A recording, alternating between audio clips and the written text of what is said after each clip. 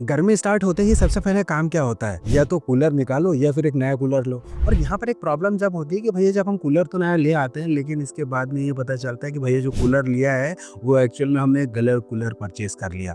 और सबसे मेन 70% जो लोग हैं ना, वो यही गलती करते हैं कि वो एक रॉन्ग कूलर अपने लिए बाय कर लेते हैं। आज के वीडियो को अगर आप एंड तक देखेंगे तो आपको एग्जैक्ट पता चलेगा कि जो कूलर आप लेने वाले हैं वो आपके रूम के टेम्परेचर के हिसाब से कौन सा कूलर लेना चाहिए, कितने लीटर वाला कूलर लेना चाहिए, और अगर देखा जाए तो कितने CFM वाला कूलर अपने लिए लेना चाहिए। और अगर आप बात करें तो इसके अलावा सबसे मेन बात है कि जो आप मैक्सिमम लोग ये गलती कर देते हैं, जो मार्केटिंग गिमिक वाले फीचर को देख लेते हैं और एक रॉन्ग अपने लिए कूलर परचेस कर लेते हैं। अगर आप वीडियो को एंड तक देखेंगे तो आप एक सही और बेस्ट कूलर अपने लिए ले पाएंगे, क्योंकि मैं आज के वीडियो में पूरी प्रॉपर कूलर बाइंग गाइड 2026 के बारे में बात करने वाला हूँ, जिसके बाद में आप एक सही और बेस्ट कूलर अपने लिए ले पाएंगे।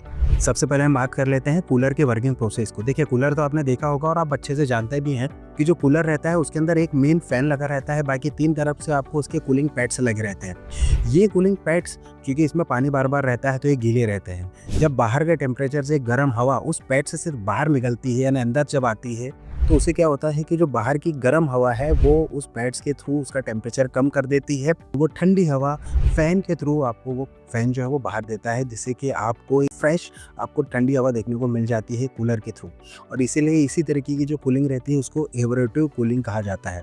अभी जो कूलिंग आप देख रहे हैं ना, एक तरीके से देखा जाए तो कूलर के लिए आप ध्यान रखिएगा कि एक प्रॉपर एयर वेंटिलेशन होना चाहिए, तभी आप एक कूलर से एक फ्रेश हवा ले सकते हैं। अदरवाइज पता चला कि आपने एक ऐसे कूलर को अपने एक फिक्स रूम में, यानी सील पैक रूम के अंदर रख दिया जहाँ से एयर वेंटिलेशन हो ही नहीं रहा है, तो फिर देखिएगा वो कूलर भी फिर आपके लिए बहुत ही खराब साबित होता है, क्योंकि कहीं ना कहीं वो एक ह्यूमिडिटी उस रूम के अंदर क्रिएट कर देता है। सबसे पहले आप अपने रूम का साइज समझो। देखिए, अगर आपने एक छोटा कूलर लिया और उसे बड़े रूम में रख लिया तो सीधी सी बात है कि वो जो कूलर है उस बड़े से रूम को ठंडा नहीं कर पाएगा। लेकिन अगर आपने एक बड़ा कूलर छोटे रूम में रख दिया तो फिर आपको कहीं ना कहीं एक ह्यूमिडिटी बहुत ज़्यादा देखने को मिल जाती है। इसलिए CFM समझना बहुत ज़्यादा ज़रूरी होता है। CFM फॉर्मूला होता है दोस्तों, जो टोटल रूम का साइज रहता है इनटू टोटल हाइट रहती है, डिवाइड 2 से अगर आप करते हैं। जैसे लेट सपोज हम मान के चलते हैं कि 200 स्क्वायर फीट का रूम है, उसको हमने 10 फीट की हाइट है उस पूरे सीलिंग की, तो उसके हिसाब से अगर हम कैलकुलेट करें तो वो होता है 2000, उसमें डिवाइड करते हैं 2 से। इसका मतलब होता है कि आपको 1000 CFM वाला कूलर अपने लिए ज़रूरी है। यही कैलकुलेशन आपको किसी भी कूलर को लेते हुए हमेशा करनी है, जिससे कि आप अपने लिए एक बेस्ट कूलर परचेज कर पाते हैं। सबसे पहले हम बात कर लेते हैं कूलर टाइप की, यानी कितने अलग अलग तरीके के कूलर रहते हैं और आपके लिए कौन सा कूलर बेस्ट रहता है। ठीक है, डीजल कूलर की अगर हम बात करें तो ये डीजल कूलर आपको 50 से 100 लीटर कैपेसिटी के साथ में देखने को मिलते हैं। इसकी रेंज काफ़ी ज़्यादा रहता है, यानी अगर आप एक हॉल में, लिविंग रूम में अगर आप लगाना चाह रहे हैं उस कंडीशन में आप डीजल कूलर ले सकते हैं, क्योंकि डीजल कूलर जो है रहता है उसका एरिया काफ़ी ज़्यादा अच्छा कवर करता है, उसकी रेंज काफ़ी ज़्यादा होती है। Desert air cooler dry climate में काफ़ी बड़े तरीके से काम करता है। इसके अलावा हम बात करें तो एक होता है पर्सनल कूलर। अब पर्सनल कूलर सीधी सी बात है कि भैया आप एक छोटी सी जगह में रख सकते हैं, स्पेशली हम बेडरूम में बात करें या फिर एक छोटे रूम में बात करें, 20 से 40 लीटर का जो है वो पर्सनल कूलर आपको देखने को मिल जाता है। इसकी जो रेंज है वो काफ़ी कम होती है अगर हम कंपेयर करते हैं डीजर्ट एयर कूलर से, क्योंकि डीजर्ट एयर कूलर सीधी सी बात है बड़ा आता है और पर्सनल कूलर की जो लीटर की कैपेसिटी होती है वो छोटी सी होती है, तो एक छोटी सी जगह में उसका यूज़ कर सकते हैं। और सबसे मेन इसका यूज़ होता है बेडरूम में या फिर छोटे रूम के लिए। एक होता है टावर कूलर। टावर कूलर जो रहता है वो थोड़ा सा हाइट में ज़्यादा होता है, स्लिम डिज़ाइन के साथ में आपको देखने को मिल जाता है, स्पेशली अगर आप बेड के ऊपर या फिर डेस्क पे काम कर रहे होते हैं, वहाँ डायरेक्ट आपको एयर थ्रो चाहिए, उस कंडीशन में आप अपने लिए जो है वो टावर कूलर पसंद कर सकते हैं। इसके अलावा एक होता है विंडो कूलर। विंडो कूलर सीधी सी बात है, अगर आपके जो भी एयर वेंटिलेशन आप चाह रहे हैं, जो खिड़की है वहाँ पर डायरेक्टली विंडो में फिट हो जाता है। अब ये विंडो में फिट जो होता है वहाँ से आप डायरेक्टली जो वो एयर को खींचता है और आपको एक फ्रेश एयर प्रोवाइड करता है। तो ये 4 अलग अलग तरीके के आपको कूलर मार्केट में देखने को मिल जाते हैं। बात करते हैं टैंक कैपेसिटी की, यानी कि आपको कितनी कैपेसिटी लीटर वाला अपने लिए कूलर लेना चाहिए। अगर आप कहते हैं कि भाई रात भर कूलर चलाना चाह रहे हो तो फिर उस कंडीशन में आपको 40 से 50 लीटर कैपेसिटी वाला अपने लिए कूलर लेना चाहिए।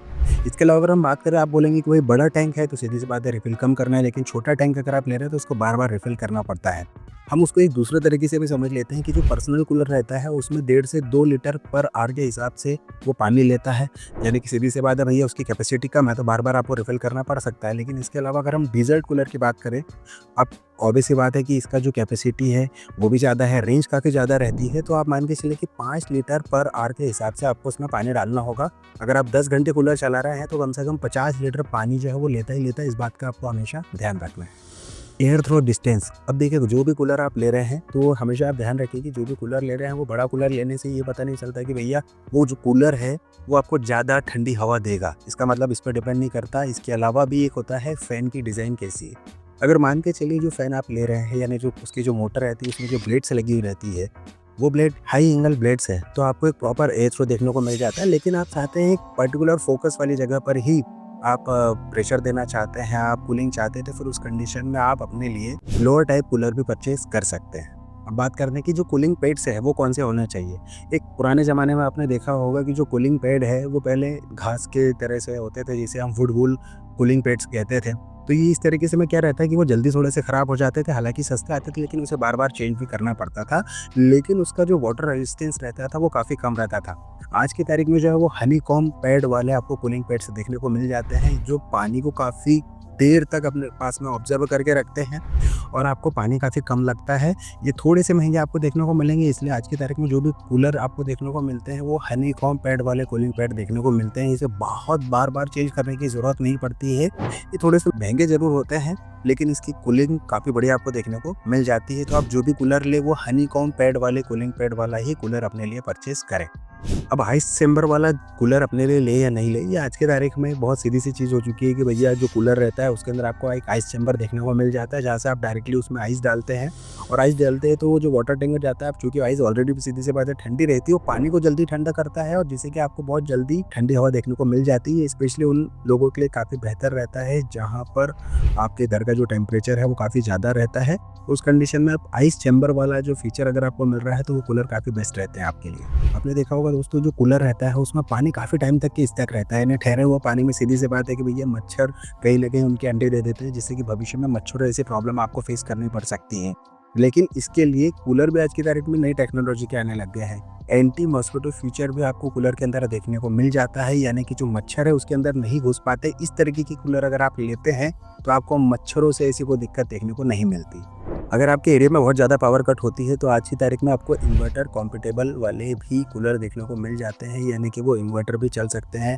देखा होगा आपने कि कूलर का जो वॉट रहता है वो काफ़ी ज़्यादा रहता है, लेकिन प्रेजेंट टाइम में जो कूलर आपको देखने को मिल जाते हैं वो इन्वर्टर कॉम्पेटेबल रहते हैं। तो कहीं ना कहीं ये काफ़ी बढ़िया आपको फ़ायदा देखने को मिल जाता है। प्लस आज की तारीख में ऐसे भी कूलर आपको देखने को मिलते हैं जो कि वाईफाई इनेबल्ड फीचर के साथ में आते हैं, यानी आप उसे मोबाइल के थ्रू एप्लीकेशन से भी यूज़ कर सकते हैं, प्लस रिमोट से भी आप इसे ऑपरेट कर सकते हैं।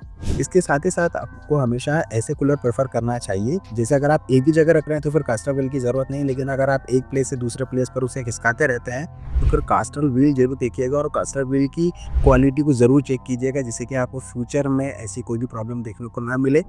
डिज़ाइन और बिल्ड क्वालिटी की अगर मैं बात करूँ तो पहले के ज़माने में आपने देखा होगा कि एक नागपुरी कूलर हमारे यहाँ कहा जाता है कि भाई नागपुरी कूलर वाले काफ़ी लंबे समय से चल रहे हैं, लेकिन उसमें एक ये चीज़ रहती है कि भाई जंग लगने की दिक्कत हमेशा आपको झेलनी पड़ती थी और वो कूलर जो है वो आज की तारीख में ज़्यादा आपको अच्छे भी नहीं दिखते हैं। इसलिए आज की तारीख में फाइबर बॉडी यानी प्लास्टिक बॉडी वाले कूलर काफ़ी ज़्यादा चलन में है। आज की तारीख में ये काफ़ी अच्छे डिज़ाइन में और कॉम्पैक्ट और स्लिम डिज़ाइन के साथ में और स्टाइलिश लुक में भी आपको देखने को मिलते हैं। तो आप चाहें तो आप प्लास्टिक बॉडी वाले अगर कंसिडर करेंगे तो वो काफ़ी बेहतर रहेगा। ये रही कूलिंग बाइंग गाइड, जहाँ पर आप एक अपने लिए बेस्ट कूलर परचेस कर रहे हैं तो बिल्कुल आपको इन बातों का ध्यान रखना है, जैसे कि मैंने लीटर कैपेसिटी बताई है, कौन से कूलर टाइप है, क्या CFM होता है, ये इन बातों का बिल्कुल आपको ध्यान रखना है।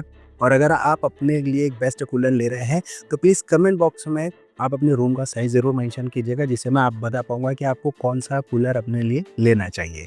दोस्तों अगर आपको ये वीडियो काफ़ी पसंद आया तो प्लीज़ लाइक करके ज़रूर जाइएगा और अगर आपको कुछ सवाल पूछने तो कमेंट ज़रूर कीजिएगा, मैं बिल्कुल आपके एक कमेंट का रिप्लाई ज़रूर करूँगा।